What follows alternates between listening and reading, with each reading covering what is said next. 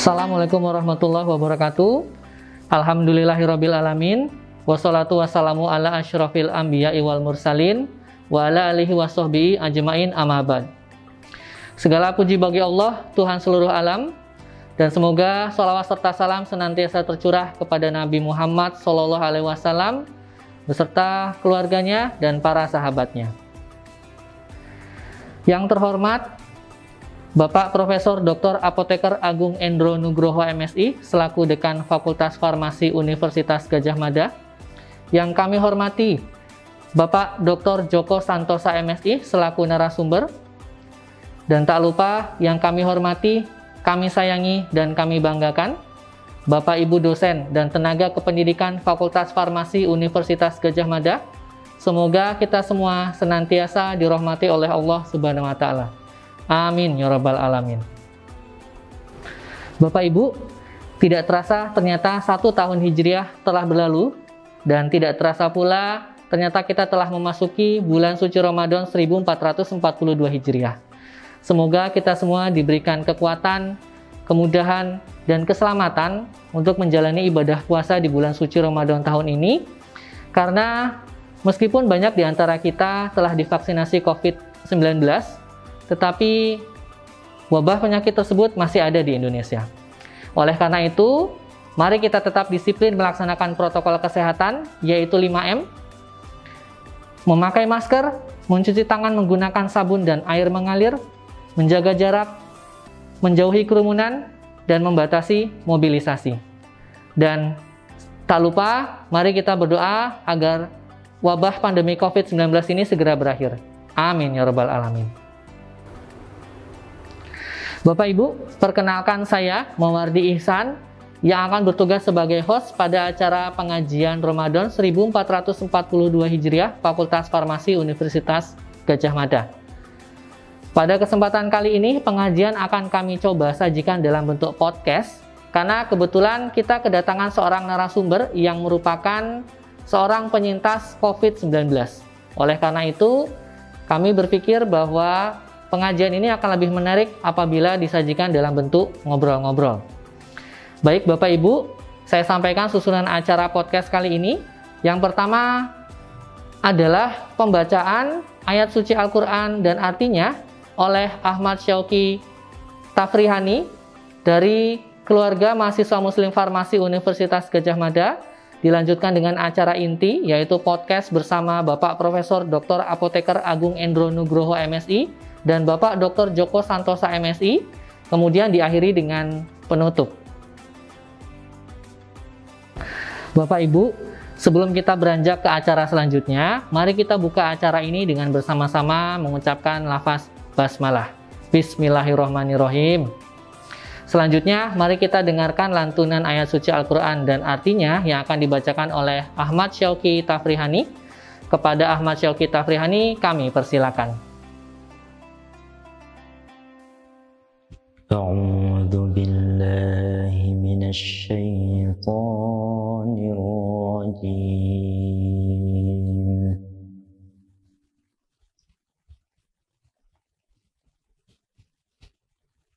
بسم الله الرحمن الرحيم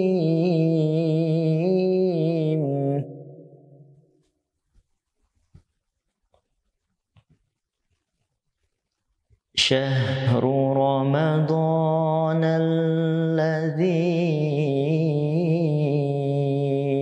أنزل فيه القرآن هدى للناس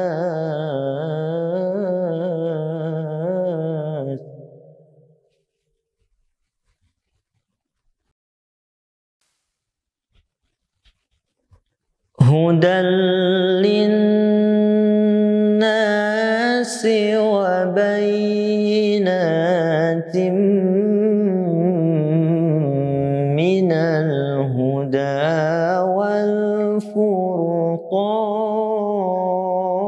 والفرقان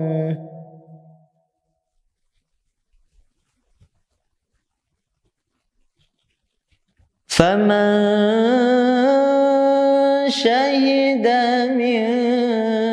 منكم الشهر فليصم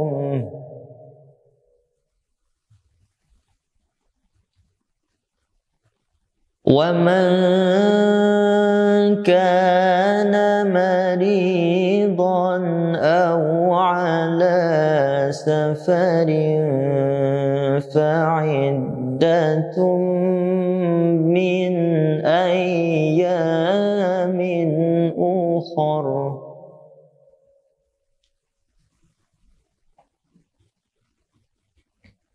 يريد الله بكم اليسر ولا يريد بكم العسر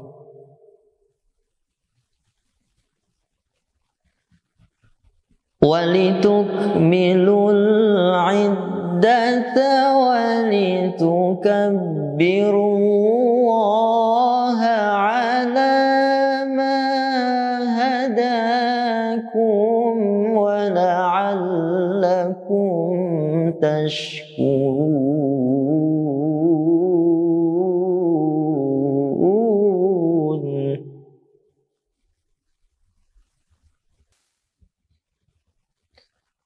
وإذا سألك عبادي عني فإني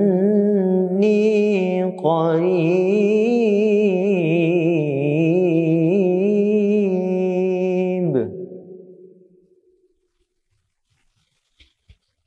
أجيب دعوة الداع إذا دعاني فليستجيبوا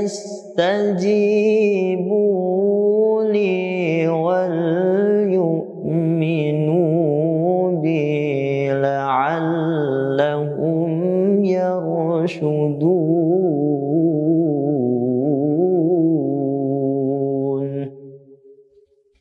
صدق الله العظيم.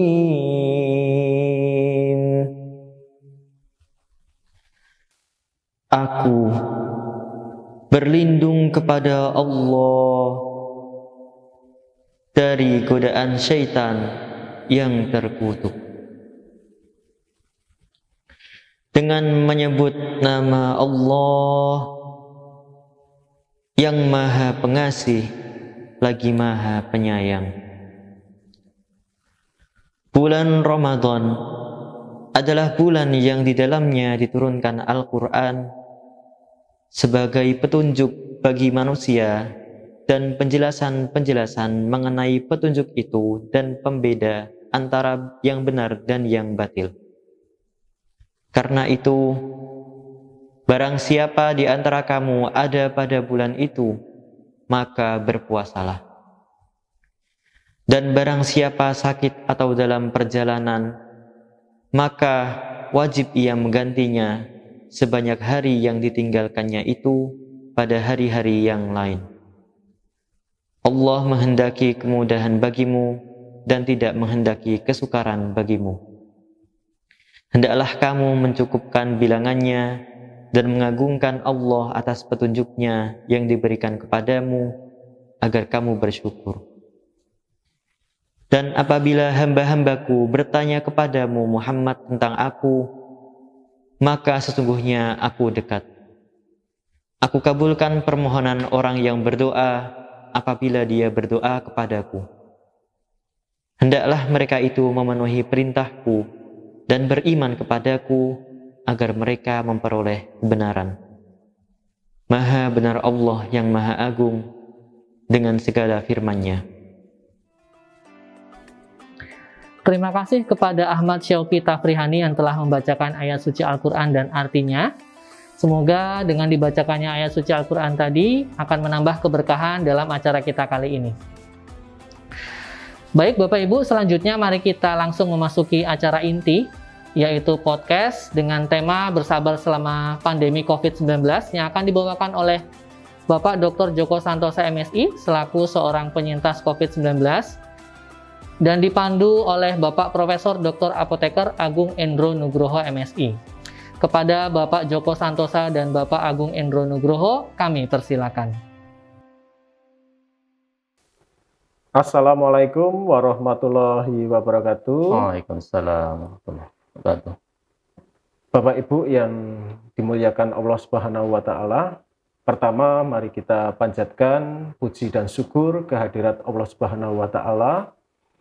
Sholawat dan salam senantiasa kita curahkan kepada junjungan kita Nabi Muhammad SAW beserta keluarga, para sahabat dan pengikut sunnahnya. Bapak Ibu yang dimuliakan Allah Subhanahu wa taala, alhamdulillah kita sudah memasuki minggu ketiga bulan Ramadan 1442 Hijriah. Semoga kita senantiasa diberikan kesehatan, kekuatan di dalam menjalankan ibadah di bulan Ramadan 1442 Hijriah ini. Amin. Bapak Ibu yang dimuliakan Allah Subhanahu wa taala, puasa pada tahun 2021 ini seperti tahun kemarin kita masih menghadapi COVID-19, di mana sampai sejauh ini penderita yang positif COVID-19 mencapai lebih dari 1,6 juta jiwa, dan yang meninggal mencapai hampir 50.000 jiwa. COVID-19 memengaruhi sendi-sendi kehidupan umat manusia, terutama kesehatan, perekonomian, dan pendidikan. Tidak lepas dari situ, Fakultas Farmasi Universitas Gadjah Mada juga mengupayakan untuk mencegah supaya penyebaran COVID-19 tidak berlangsung di kampus ini. Kita membentuk beberapa tahapan-tahapan. Yang pertama misalkan gugus COVID-19, kemudian upaya-upaya untuk pencegahan COVID-19. Ini tidak bukan adalah untuk mendukung program pemerintah di dalam pencegahan COVID-19. Dan alhamdulillah tren angka kejadian COVID-19 di beberapa waktu belakangan ini cenderung turun. Kemudian pemerintah juga sudah menjalankan program vaksinasi sejak bulan Januari 2021 ini. Namun demikian, kita harus tetap disiplin di dalam menerapkan protokol kesehatan untuk mencegah COVID-19 ini. Bapak Ibu yang dimuliakan Allah Subhanahu wa taala, pada kesempatan ini kita menghadirkan seorang dosen, juga seorang ustadz yang pada kesempatan yang lalu mendapatkan cobaan sedikit gitu ya, positif COVID-19. Iya. Assalamualaikum Pak Joko. Waalaikumsalam warahmatullahi wabarakatuh, Prof. Agung. Ya, beliau adalah Dr. Joko Santoso MSI, dosen Fakultas Farmasi Universitas Gadjah Mada, Departemen Biologi Farmasi. Kita akan berbincang-bincang dengan beliau. Gimana kabarnya Pak Joko? Alhamdulillah, ya lebih baiklah daripada beberapa bulan yang lalu. Iya, beberapa bulan yang lalu ya, Bapak dinyatakan positif COVID-19 dan melaksanakan isolasi mandiri gitu ya, beserta keluarga. Ini barangkali bisa diceritakan Pak, awal mulanya seperti apa, kemudian juga ketika isolasi mandiri itu bagaimana, apa yang dilakukan oleh Pak Joko. Ini barangkali juga pemirsa mendapatkan pengalaman gitu ya, yang berharga dari Pak Joko ini. Terima kasih Prof. Agung. Saya itu kan senang dengan tumbuhan obat, sehingga saat itu kan sedang riset tentang beberapa jenis tumbuhan obat anggota Singibrasi. Oleh karena itu kemudian kita ke lapangan. Nah, di lapangan itulah saya kok merasakan ada sesuatu yang nggak enak ini ya. Terus kemudian setelah itu tanggal 23 Desember itu saya merasakan demam. Gitu. Setelah demam sore harinya, kemudian badan terasa nggak enak. Semua persendian sakit. Terus kemudian setelah itu pencernaan lambung itu rasanya seperti ditusuk-tusuk itu. Aduh, kok tambah sakit ini. Terus kemudian di mulut itu terasa pahit sekali. Nah, ini gejala awalnya seperti itu. Kemudian ada sakit kepala, itu hal yang biasa. Nah, dari situlah kemudian saya sudah mulai curiga. Karena hari ketiga setelah itu mulai batuk. Wah, ini jangan-jangan. Ternyata betul. Kemudian saya diminta untuk tes PCR waktu itu. Nah, tes PCR pun juga lucu gitu, karena saya lapor di puskesmas, tapi juga saya kepingin secepatnya gitu, karena puskesmas kayaknya kok nanti Pak nunggu antrian. Ah, baiklah kalau gitu saya daftar di salah satu lab gitu, dan ternyata hasilnya keluar hari yang sama. Betul ternyata Pak Dekan waktu itu. Ternyata saya dinyatakan positif itu. Ya sudah. Nah, dari situ kemudian wah ini saya harus lapor gitu. Maka saya lapor kepada Pak Dekan waktu itu. Supaya apa? Supaya yang bersama dengan saya selama penelitian itu untuk segera bisa periksa begitu. Karena mau tidak mau karena selama penelitian itu juga berbarengan dengan teman-teman dosen yang lain gitu. Begitu pula ketika bersama di laboratorium itu juga bertemu dengan teman-teman dosen ataupun tendik supaya hari itu segera bisa di tracing begitu. Itu saya segera lapor kepada Bapak Dekan waktu itu. Kemudian saya juga lapor kepada Satgas COVID di Fakultas Farmasi ke Bu Ika. Posisi saya seperti ini dan saya sudah dinyatakan positif waktu itu. Nah, oleh karena itu kemudian disarankan sudah isolasi mandiri. Baik, kalau isolasi mandiri kemudian saya mau kemana? Saya juga bingung waktu itu karena bulan Desember ternyata semua tempat shelter penuh. Waktu itu betul sekali. Penuh. Nah, repot lagi ini. Akhirnya kemudian dari pihak fakultas menyarankan kan ada Wisma Kagama. Nah, ya itulah kemudian saya minta saya bisa ke sana di Wisma Kagama. Ya alhamdulillah dapatkan 4 kamar gitu. Saya sendiri, istri sendiri, kemudian 2 putri saya juga masing-masing 1 kamar. Meskipun sebetulnya yang positif itu adalah saya dan istri saya. Sedangkan kedua putri saya itu tidak positif. Tapi karena sudah intens berinteraksi selama beberapa hari, maka kemudian semua disarankan untuk bisa isolasi mandiri. Nah, itu peristiwa seperti itu. Nah, kemudian ketika di Wisma Kagama, ya kita juga bingung terus terang, Prof. Agung waktu itu, karena di sana tidak ada dokter waktu itu, tidak ada dokter. Tapi dokter itu segera kemudian kalau ada apa-apa calling ke GMC. Nah, kemudian kita sering kontak dengan dokter-dokter di GMC. Ya alhamdulillah dokternya setiap 24 jam itu siap sedia begitu. Nah, kita bisa konsultasi gitu. Kalau kemudian aktivitas selama di sana gitu ya pagi hari itu setelah sholat subuh, kemudian kita olahraga, setelah olahraga kemudian makan pagi, minum multivitamin. Kemudian penting adalah DD lagi. Itu aktivitas yang sudah jarang sekali kita lakukan. Ternyata DD itu manfaatnya banyak sekali. Berjemur. Nah, nanti istirahat lagi, kemudian makan siang, begitu. Kemudian sore hari minum multivitamin lagi. Di antara itu nanti ada beberapa makanan yang disediakan di sana, ada buah dan seterusnya. Jadi ya alhamdulillah selama di sana itu terjaminlah begitu. Ada program khusus ya Pak Joko ya selama isolasi mandiri. Nah, program tersebut itu dari Pak Joko sendiri atau dari owner dari isolasi mandiri itu? Oh, itu dari saya pribadi. Oh, dari pribadi ya, Pak Joko. Saya pribadi Prof. Agung. Karena kemudian akhirnya kita mengajak teman-teman yang ada di sana. Karena itu ada pas barengan saya itu ada 18 itu. 18 orang. Terus kemudian, yuk kita olahraga, ya kemudian turun olahraga. Terus ada yang lari sampai ke luar dan seterusnya. Saya tidak berani karena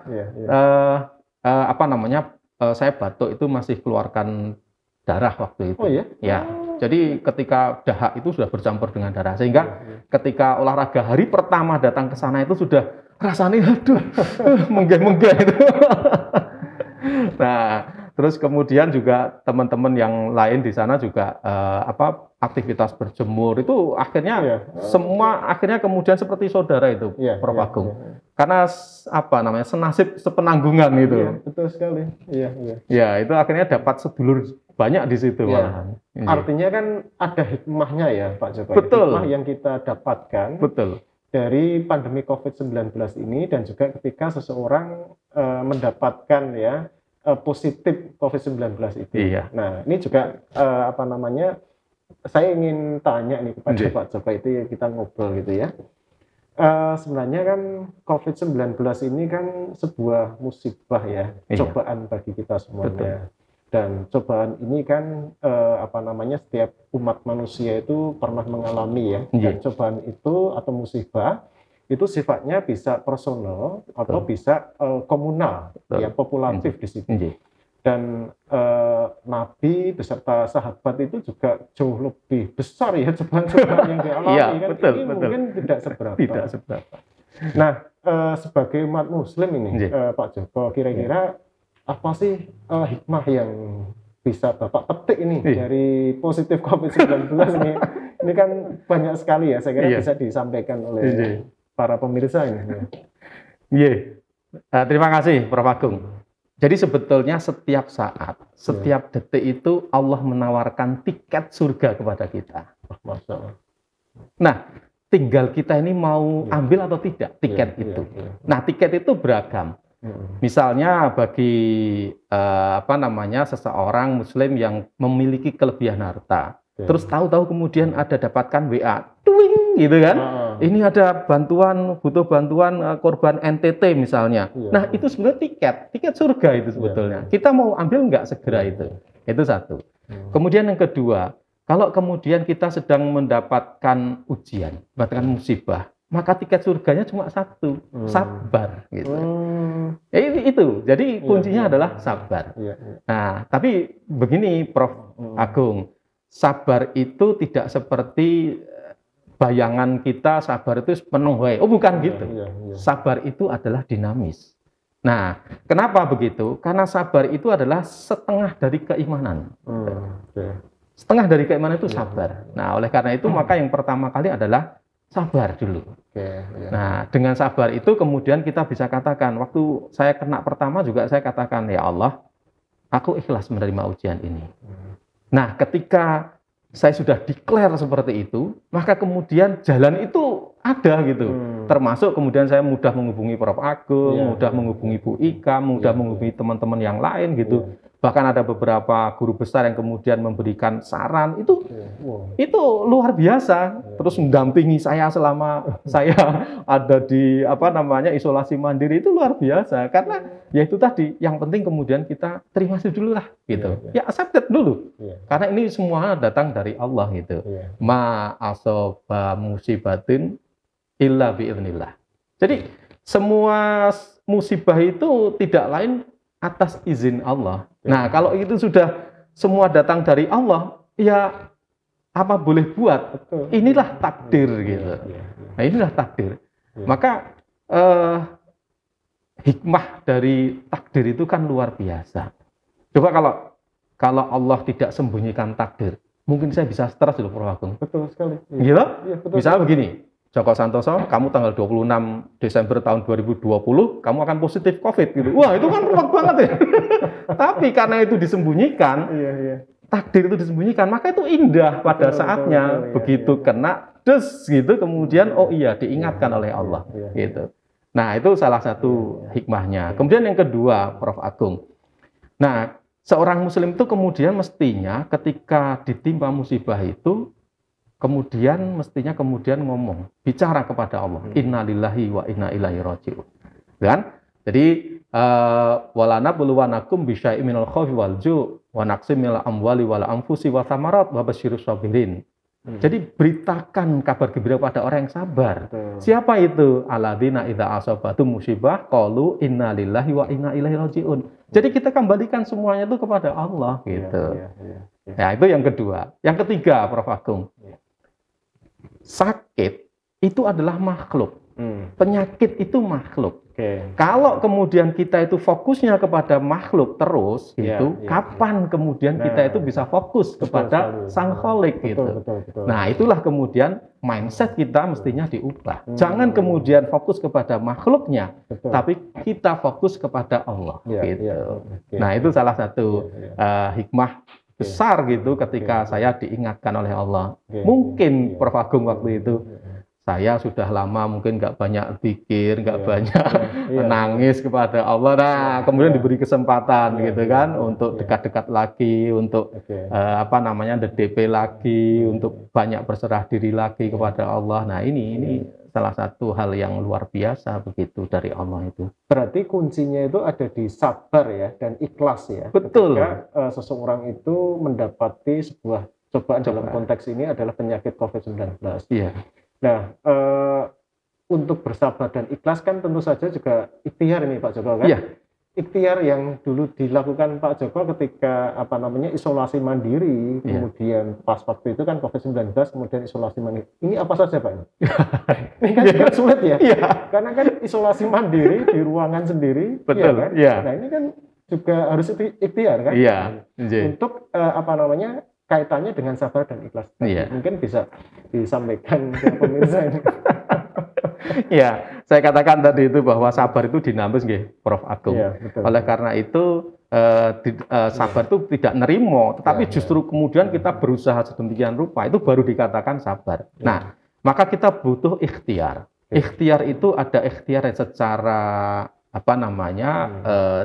rohani gitu, tapi juga ikhtiar yang sifatnya jasmani. Betul. Nah, kalau ikhtiar yang rohani, ya kemudian mungkin ini Prof. Agung, saya sudah lama tidak pernah dari subuh sampai syuruk itu tidak duduk di atas sajadah.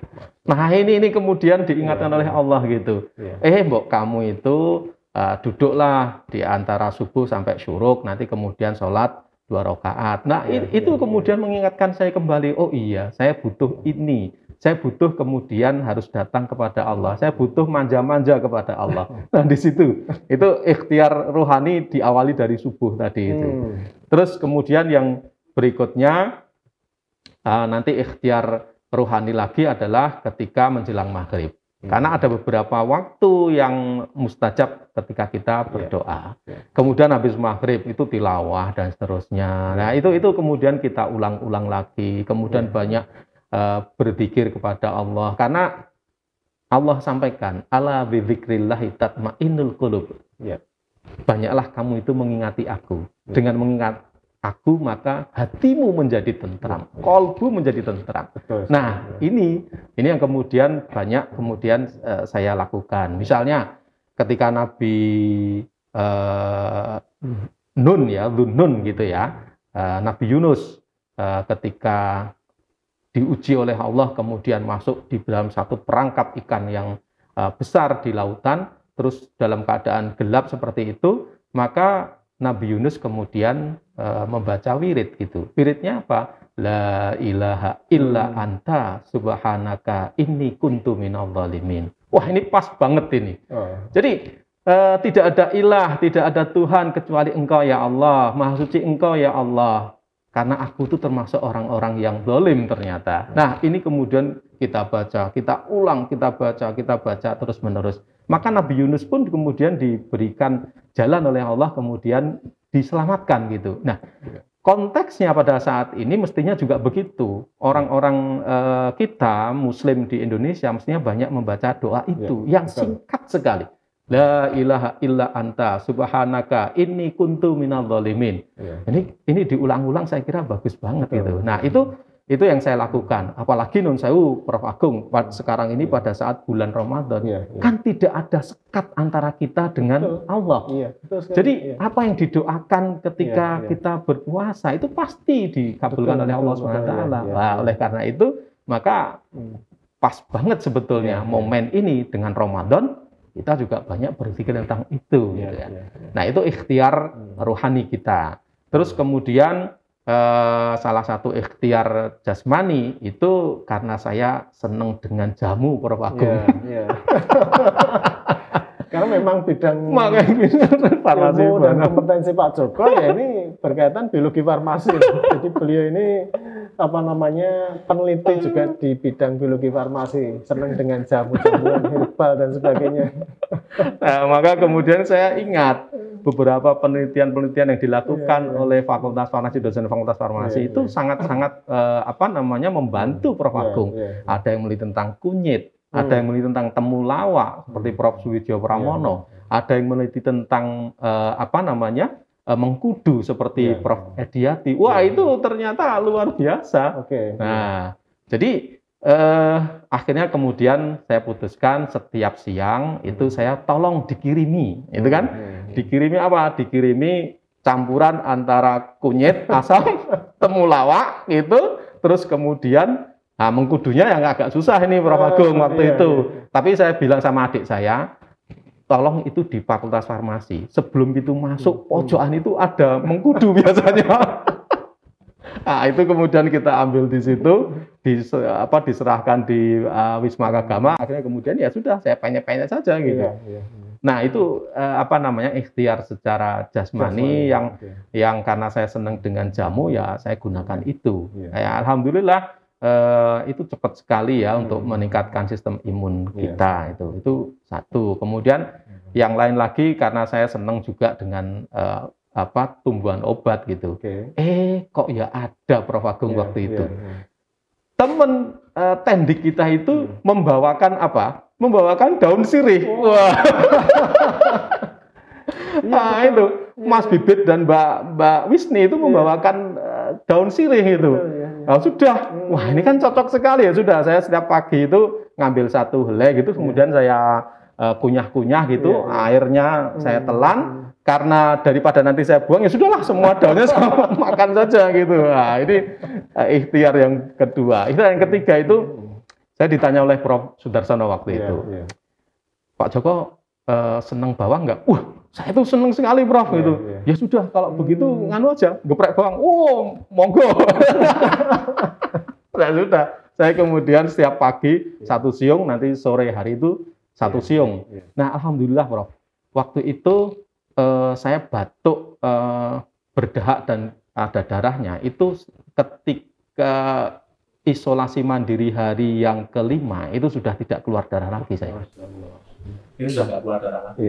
Ya itu alhamdulillah berarti ini dari Bapak Ibu dosen yang sudah mendampingi saya dan seterusnya itu ternyata ada manfaatnya begitu. Karena ikhtiar tadi. Jadi sabar, ikhlas, kemudian ikhtiar, kemudian berdoa. Berdoa, injil. Nah, saya sedikit Pak Joko ya. Saya juga ingin banyak ilmu juga. Jadi kalau boleh saya tangkap itu ikhtiar itu kan ada dua ya, ikhtiar rohani dan jasmani. Ya. Rohani tadi dengan banyak mendekatkan diri kepada Allah Subhanahu Wa Taala. Gitu ya. Saya ingin mengkaitkan nih Pak Joko, karena kan sebenarnya momentumnya itu kan juga hampir mirip gitu ya. Jadi sabar itu bisa diperoleh dari hikmah pandemi COVID-19 itu. Ini pas bulan puasa. Ini sebagai umat muslim nih Pak Joko, apa yang bisa Bapak sarankan kepada kita semuanya nih, para pemirsa nih? Ya, hakikat sabar ya, mengkaitkan antara pandemi COVID-19 dengan bulan puasa ini, bulan Ramadan 1442 Hijriah ini. Gini Prof. Agung, kita manusia itu kan terdiri dari 3 unsur ya. Ada unsur ruh gitu, kemudian ada unsur jasad, jasad kita ini, kemudian ada unsur jiwa.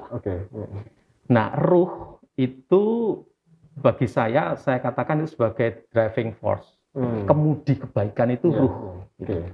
Kemudian yang kedua jasad. Jasad itu sebetulnya nggak ada apa-apanya. Siapa nanti yang akan menggerakkan ya dia akan kemana gitu. Kemudian yang ketiga adalah jiwa. Nah, jiwa yang ada di dalam Prof. Agung itu tidak sama dengan fisiknya Prof. Agung. Jiwa yang ada di diri saya itu tidak sama dengan fisik saya. Gitu. Nah, bagaimana kemudian ruh kita ini selalu mengelola jiwa kita ini kepada jalan-jalan Allah. Ini yang penting malah. Betul ya. Kenapa saya katakan? Karena tadi sabar itu sebenarnya adalah setengah dari iman. Gitu. Nah, ini kata kunci. Sabar itu setengah dari iman. Luar biasa ini. Kemudian karena dikaitkan dengan Ramadan Prof. Agung, puasa itu sebetulnya adalah setengahnya sabar. Ya. Jadi puasa itu seperempatnya iman gitu. Ya. Nah, maka sebetulnya rugi kalau seorang muslim kok sampai tidak puasa gitu. Karena itu sudah seperempat dari iman itu sendiri. Nah, terus bagaimana kita ini mengkaitkan ini semua? Nah, begini. Setiap saat Allah itu sebenarnya memberikan cas kepada kita karena keimanan kita tuh naik turun, Prof. Agung.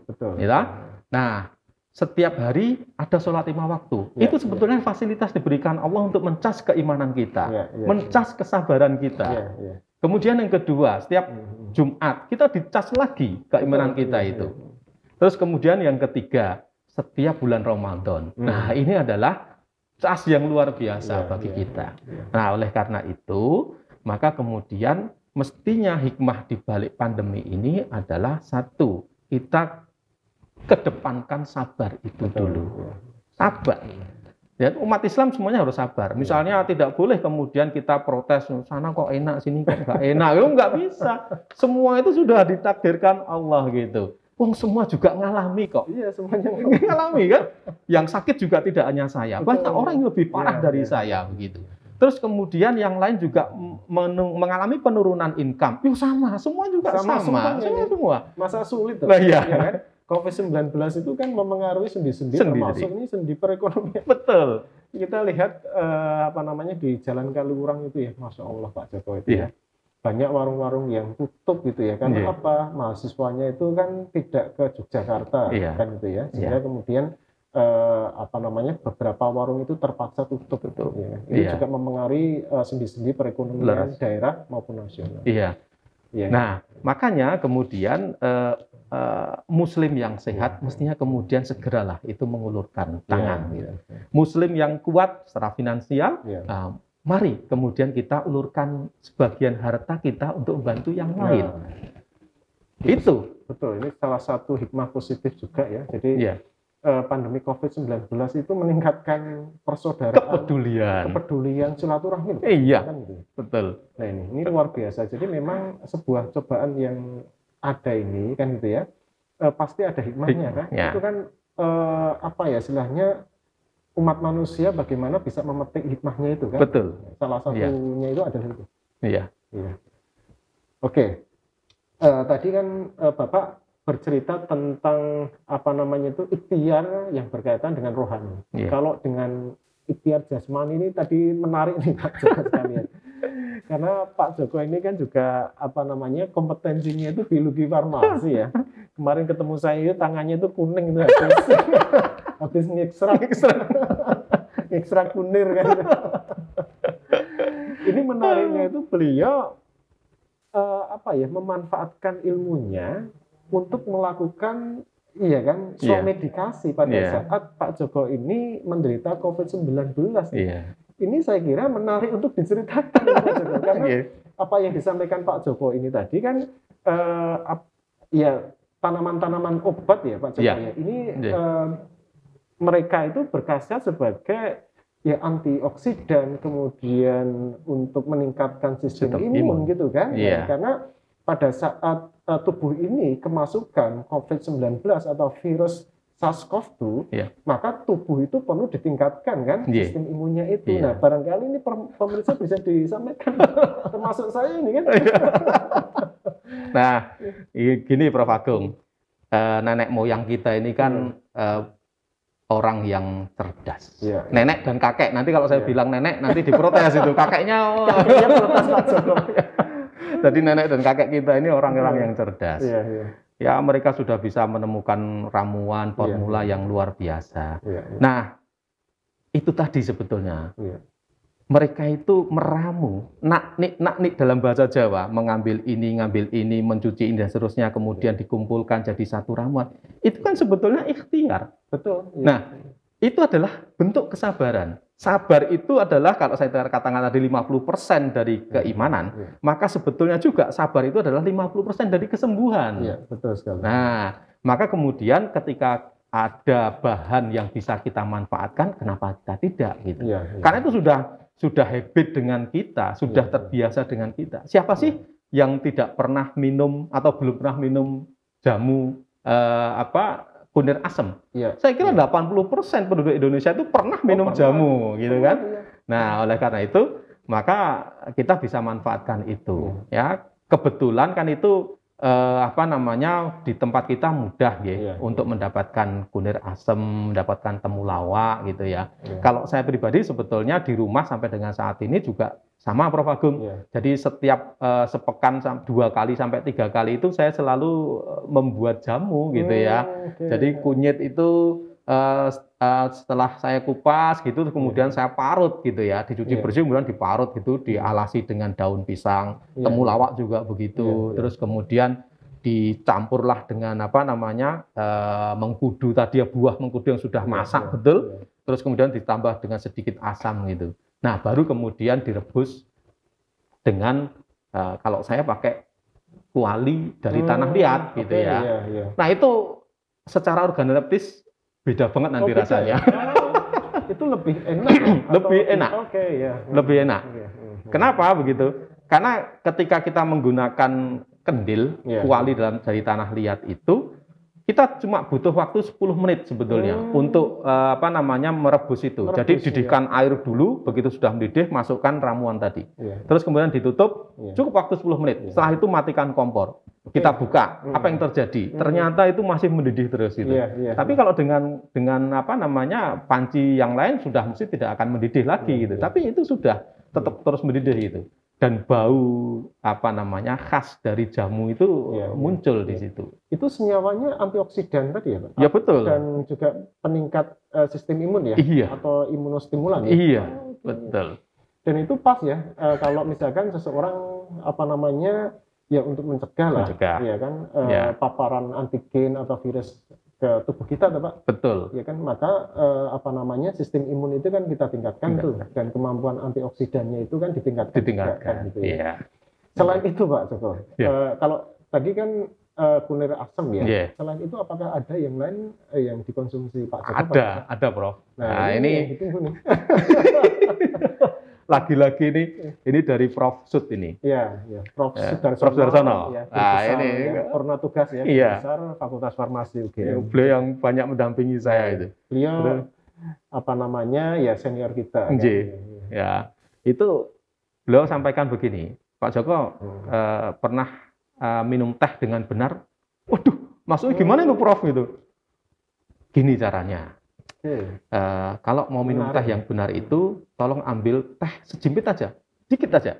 Terus kemudian masukkan gelas, segera tuangi air panas di situ. Nggak usah nunggu, terus kemudian baca bismillah, terus disendoki gitu. Nah, ternyata memang betul. Jadi antioksidannya itu tidak rusak di situ. Oh, gitu. Gitu. Jadi senyawa antioksidan karena tidak rusak, maka kemudian ya cepat insya Allah itu untuk memulihkan sakit saya itu gitu ya. Karena dalam teh itu juga Pak Joko ya, banyak komponen antioksidan. Ya. Dan itu saya kira cara untuk menarik senyawa-senyawa antioksidannya itu. Mungkin barangkali kan Prof. Sudarsono kan pengalaman ekstraksi. Nah, sekarang bagaimana mengekstraksi kalau dengan senyawa antioksidan dalam teh itu, itu menariknya itu sedikit tadi ya? Sedikit. Hanya sedimpit saja. Sedimpit, terus kemudian segera dituangi air panas gitu, tunggu beberapa detik, terus kemudian langsung disendoi. Nah, kita sendoi. Karena kalau nanti teh itu sampai coklat, ya sudah, itu berarti sudah teroksidir semua gitu. Iya, betul. Nah, ini menarik ya para pemirsa ya, barangkali untuk mendapatkan senyawa antioksidan yang optimal dari teh, barangkali apa yang dilakukan oleh Pak Joko dengan Prof. Sudarsono ini bisa kita tiru. Iya kan? Karena dengan senyawa antioksidan itu bisa kita tarik. Ya dari teh tersebut ke cairan tadi yang panas atau hangat, ini kemudian juga meningkatkan khasiat antioksidannya itu. Betul. Ya, sehingga tadi sudah kunir asam ya. Kunir asam, kemudian teh yang di treatment khusus ya. Tapi juga menarik ini daun sirih, Pak. Daun sirih. Daun sirih ini menariknya Pak Joko mendapatkan daun sirih itu dari kepedulian nih rekan-rekan ya, tenaga kependidikan yang luar biasa ya. Jadi persaudaraan di Fakultas Farmasi itu luar biasa. Itu saya rasakan, Prof. Nah, ini. Jadi artinya kita itu adalah ya saudara sebenarnya di kampus tercinta ini. Jadi ketika ada apa namanya yang positif COVID-19 kemarin juga langsung ya, kita langsung mengadakan pertemuan untuk mengantisipasi ke depannya itu seperti apa. Ini kita berterima kasih kepada gugus COVID Fakultas Farmasi yang dikoordinasi oleh Bu Ika. Tadi Pak Joko Donsirih nih, itu untuk apa sih sebenarnya? Menarik nih. Ini apa? Jika Bapak Ibu tertarik ya, ini bisa apa namanya diikuti. Prof. Agung, ketika kita batuk, itu kan kemudian tidak hanya virus yang ada di situ, tapi kemudian bakteri kan, karena kemudian infeksi sekundernya itu. Nah, daun sirih itu kan sudah terkenal untuk antibakteri gitu. Dan beberapa ramuan untuk obat batuk itu pasti ada daun sirihnya gitu. Nah, oleh karena itu maka saya gunakan itu. Daun sirih itu. Jadi tidak perlu saya rebus dan seterusnya, tapi langsung saya kunyah saja. Itu yang pertama. Kemudian yang kedua, ternyata juga dari beberapa penelitian di Fakultas Farmasi sendiri, daun sirih kan juga untuk meningkatkan sistem imun. Iya, betul sekali. Nah, itu maka kemudian saya tambah keyakinan gitu. Ini ternyata menggunakan daun sirih itu ada manfaatnya begitu. Nah, satu hal lagi yang belum saya ceritakan Prof. Agung ini. Ini yang saya tunggu sebenarnya, belum keluar tadi. Karena perut saya waktu itu sakit sekali, kemudian mulut itu pahit, maka nenek dan kakek moyang kita ini kan kemudian bilang begini, kalau pahit mesti ini digoleki bahan yang pahit juga. Jadi pahit harus ketemu pahit gitu untuk menetralisir gitu. Waduh, ini apa? Sehari sebelum saya itu sakit, Prof. Agung, saya itu seneng metik yang namanya daun pepaya. Daun pepaya. Zaman dulu itu kan juga daun pepaya ya, itu bagian juga dari jamu gendong. Iya kan? Betul. Nah, maka itu daun pepaya kemudian saya rajang-rajang begitu, kemudian saya rebus sebentar, airnya saya minum. Nah, daun pepaya itu karena juga pahit ya, karena saya senang dengan pahitan. Sudah. Maka kemudian ya alhamdulillah lambung saya beberapa hari setelah itu sudah tidak sakit lagi gitu. Itu luar biasa gitu. Kita memiliki biodiversity yang banyak yang menjadi amanah kita semuanya begitu. Tapi belum banyak juga ternyata yang kita bisa manfaatkan. Nah, kalau itu bisa kita manfaatkan, wah masya Allah itu. Negeri kita akan bisa tadi itu daulat dengan kemandirian terhadap bahan obat tradisional kita. Ini menarik ya para hadirin yang dimuliakan Allah Subhanahu wa taala. Pengalaman yang diceritakan oleh Bapak Dr. Joko Santoso. Ini saya juga mengkaitkan dengan sedikit Pak Joko ya. Beberapa peristiwa ya. Jadi sebenarnya penyakit itu kan juga bagian dari cobaan kan gitu ya. Nah, di Al-Qur'an juga disebutkan ya bahwa suatu penyakit itu juga ada obatnya. Kan gitu ya. Ini hikmah ya dari COVID-19 ini Pak Joko. Masyarakat itu ya berikhtiar Pak. Ya kan? Berikhtiar untuk menemukan obatnya itu. Ya kan? Dulu sebelum COVID-19 itu barangkali penelitian-penelitian yang berkaitan dengan virus itu sangat sedikit. Tapi ketika diberikan cobaan secara populatif gitu ya, tidak hanya Indonesia kan, di seluruh dunia berbondong-bondong menemukan obat, ya kan, untuk mengantisipasi COVID-19 itu. Artinya apa makna dari ini? Itu adalah ikhtiar itu tidak hanya ikhtiar person. Apa yang diceritakan Bapak tadi, ikhtiar individu. Ya kan? Tetapi juga kita perlu ikhtiar secara populatif atau komunal ini. Nah, ini yang sebenarnya ingin saya tanyakan juga ke Pak Joko, Pak. Ini penting juga edukasi kepada masyarakat ya. Salah satu ikhtiar komunal atau populatif ini adalah yang pertama, Pak, yaitu penerapan protokol kesehatan, ya kan, yang ketat ya. Jadi penerapan protokol kesehatan yang ketat itu kan tidak hanya untuk melindungi diri, tetapi juga masyarakat, Pak. Betul. Makanya saya katakan tadi ini adalah ikhtiar komunal. Salah duanya adalah tentang vaksinasi, Pak. Nah, ini kan gitu ya. Nah, jangan sampai nanti kasus yang melanda di India itu, Pak, itu di India Pak Joko kan, ya kan, saya kira juga pemirsa sudah tahu ya kabarnya kan. Jadi India itu kan angka kejadianan naik kemudian turun. Nah, pada saat turun ini kan gitu ya, barangkali ya kita juga nggak tahu ya, jangan-jangan nih sudah berpikiran selesai, atau karena sudah divaksinasi, tetapi kemudian protokol kesehatan barangkali diabaikan, ya kan, kemudian berkerumunan, kan, sehingga kemudian naik sampai 3 kali lipat Pak, dari puncak dulu kan seperti itu. Nah, ini barangkali apakah ada pesan-pesan ya yang disampaikan dari Pak Joko ya kepada hadirin sekalian, karena saya yakin nanti tanggung jawab kita bersama itu juga nanti menyampaikan berita atau informasi yang edukatif ini kepada masyarakat. Iya. Jadi, matur nuwun Prof Agung. Kita harus tahu lagi nggih Prof Agung. Apa sih ciri orang yang beriman itu? Nah, ciri orang beriman itu salah satunya adalah menyayangi sesamanya. Artinya bahwa kita itu punya kewajiban untuk menyelamatkan saudara kita. Betul sekali. Nah, sehingga ketika saya sakit gitu, kemudian saya berikhtiar, besok kalau saya sembuh, maka insya Allah itu saya keluar itu maskernya tidak hanya tunggal, tapi saya akan dobeli masker itu. Waktu itu kan belum ada vaksinasi, Prof Agung.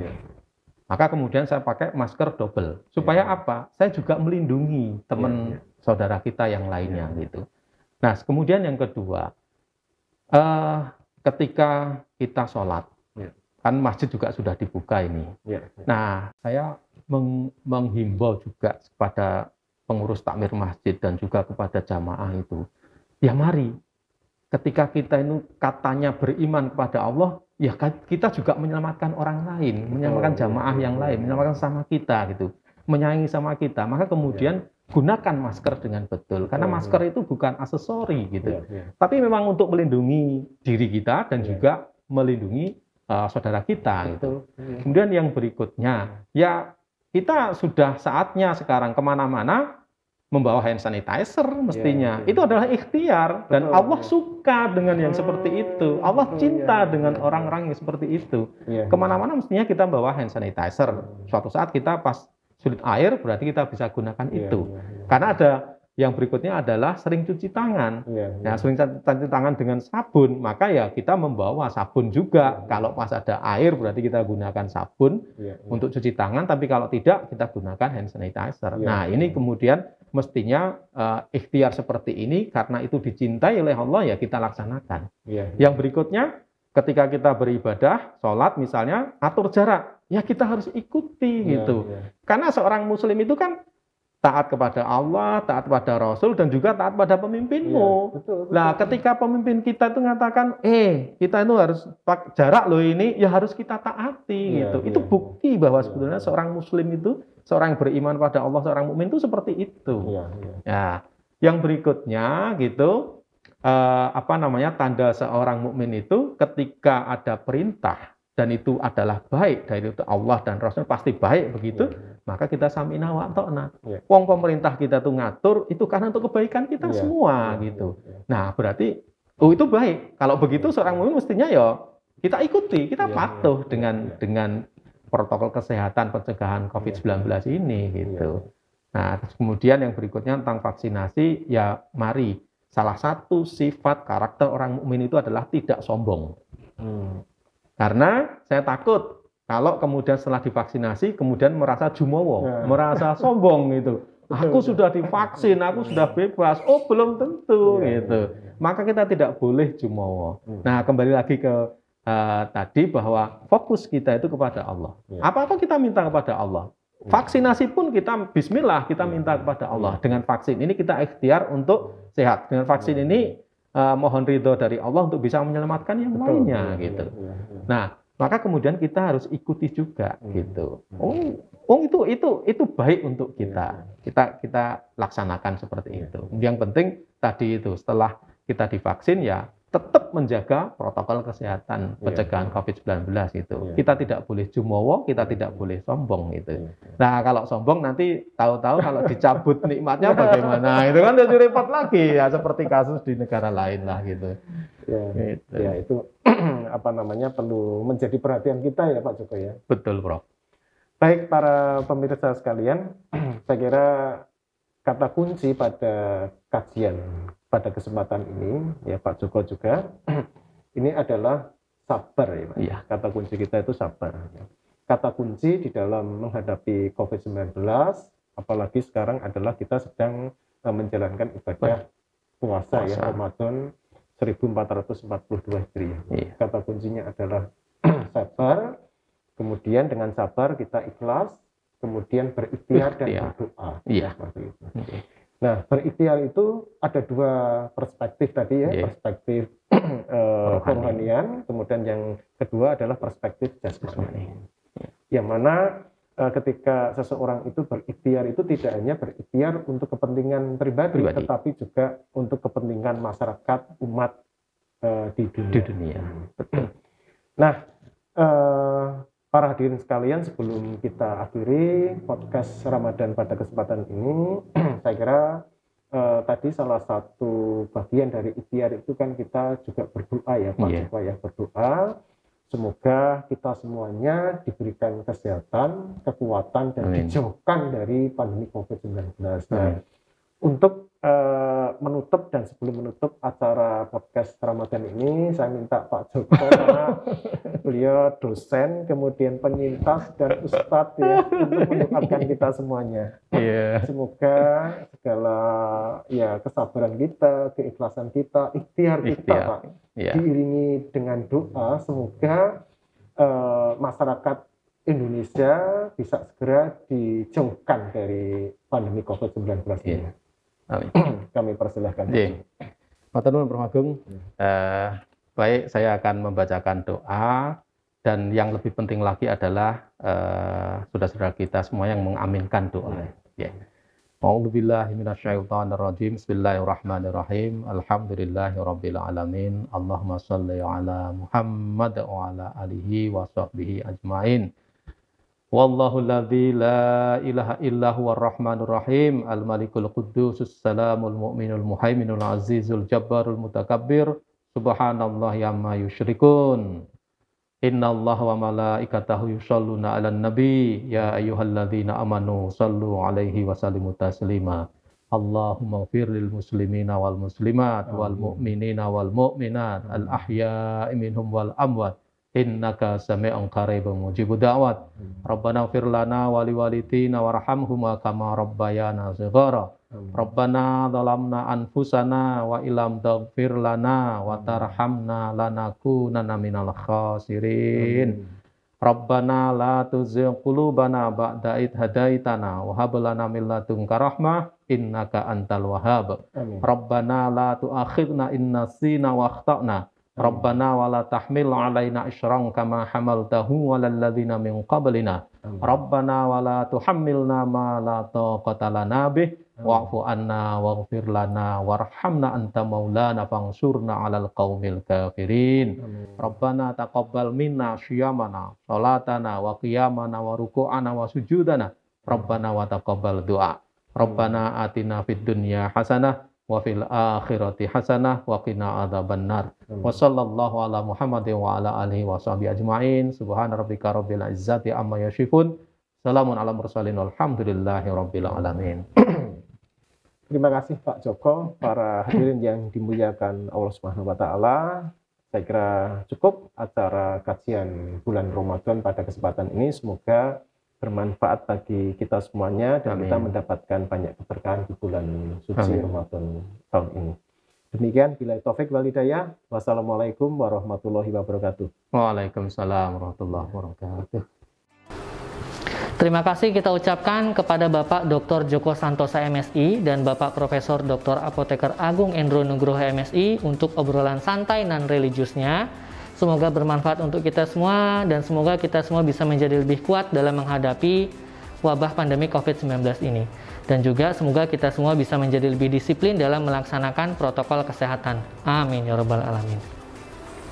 Bapak Ibu, acara demi acara telah kita lewati bersama sehingga sampailah kita di akhir acara ini.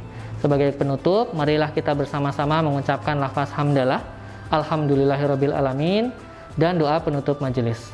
Subhanakallahumma wa bihamdika asyhadu an la ilaha illa anta wa astaghfiruka wa atubu ilaik. Terima kasih kami ucapkan untuk perhatian dari Bapak Ibu dosen dan tenaga kependidikan Fakultas Farmasi Universitas Gadjah Mada. Saya selaku pembawa acara memohon maaf apabila ada salah kata atau lisan yang kurang berkenan di hati Bapak Ibu sekalian. Dan ayo kita jaga terus 5M, memakai masker, mencuci tangan menggunakan sabun dan air mengalir, menjaga jarak, menjauhi kerumunan, dan membatasi mobilisasi. Demikian, billahi taufik wal hidayah. Wassalamualaikum warahmatullahi wabarakatuh.